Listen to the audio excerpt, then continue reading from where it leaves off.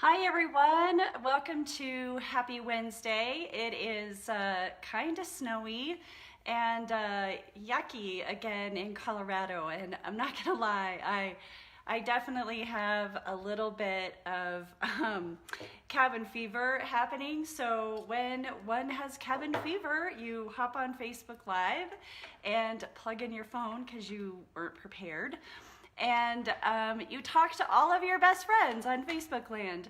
So here I am. I've been thinking a lot because when you're stuck at home for so long, I have a tendency to let my brain go on overdrive, which is what I've been thinking about today, and how that fits into my life as someone who's really trying to live authentically over approval. And so I became really an active Christian, where I said, God, you have my life, you have it all.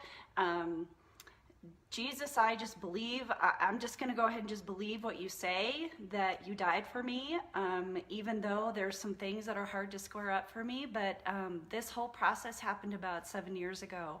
So there are people in my life who've known me before and friends that I've met since that I think probably wonder why I still feel so strongly about my relationship with God and my faith in Jesus.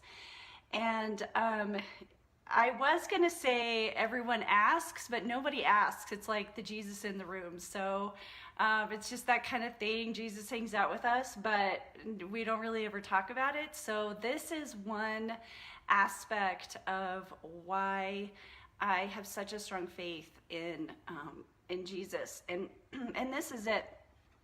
Jesus died, if you believe what the Bible says is true. There's lots of testimony. There's lots of people who walked with Jesus and talked with Jesus and learned from Jesus and sat at his feet. There was eyewitnesses. He predicted his own death. So, I'm going to go with the guy who accurately predicted his own death and the guy who came back to life, again, based on eyewitnesses. But the reason that he did that was because all of us walk around with all kinds of shame and guilt and sin and how we hurt each other.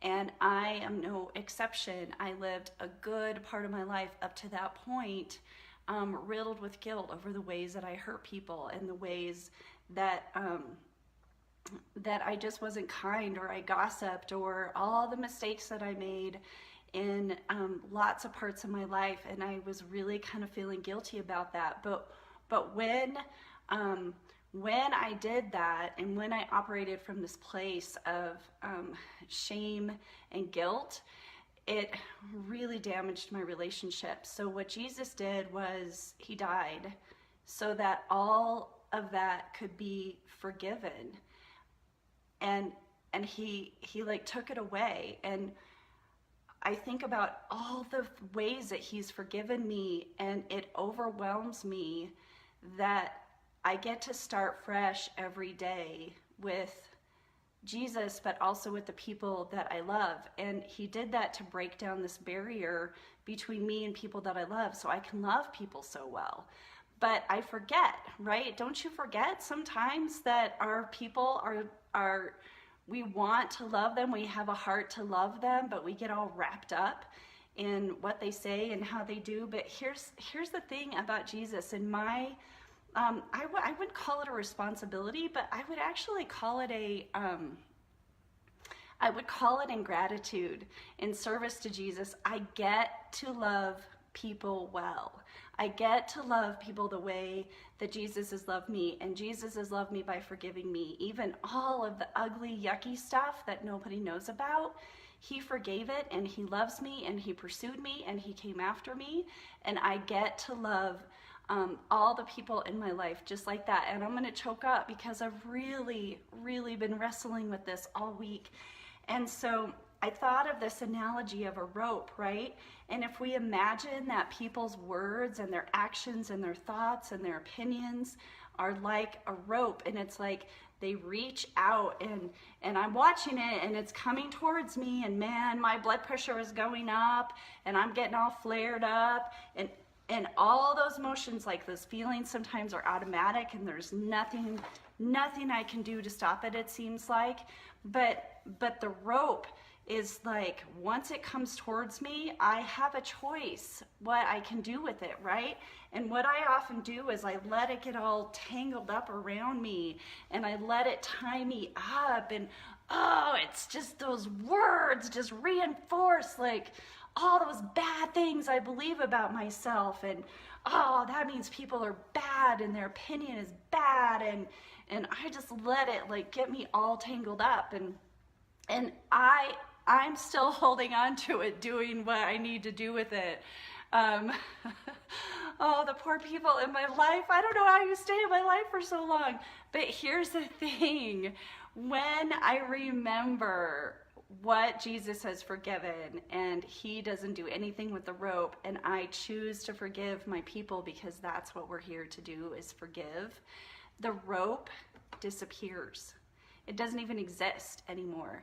And so I have to remember that when people say things, even innocent things to me, or things that maybe they intended, to like be a little stingy, or maybe they didn't at all and they were just sharing an opinion and I took it wrong, and I have all this back history and all these triggers, and I have to remember what I'm gonna do with the rope, and what I do with the rope is my choice. But the fact that I put my faith in Jesus Christ, that he removes the ropes, he removes all the ties that bind, like they don't exist anymore, they disappear, they like whoop, evaporate in midair. It frees me up. Look, I'm all free. My hands are free to hug. My lips are free to give big kisses. My mouth is free to say life-giving things.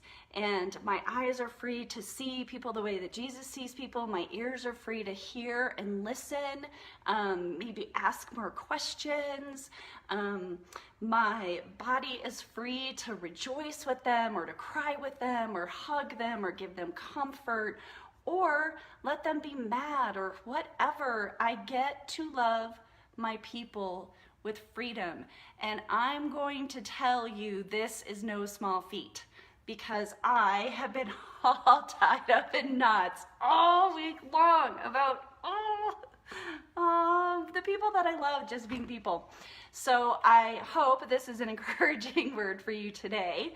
So remember that when we get to forgive, the rope just disappears. It evaporates. It doesn't even exist. I hope you're all having a really beautiful day. If you're here in Colorado, snuggle up with those people that you love them well, give them lots of hugs and kisses, and I just am so grateful that we get to do this authenticity over approval community together. So God bless you all.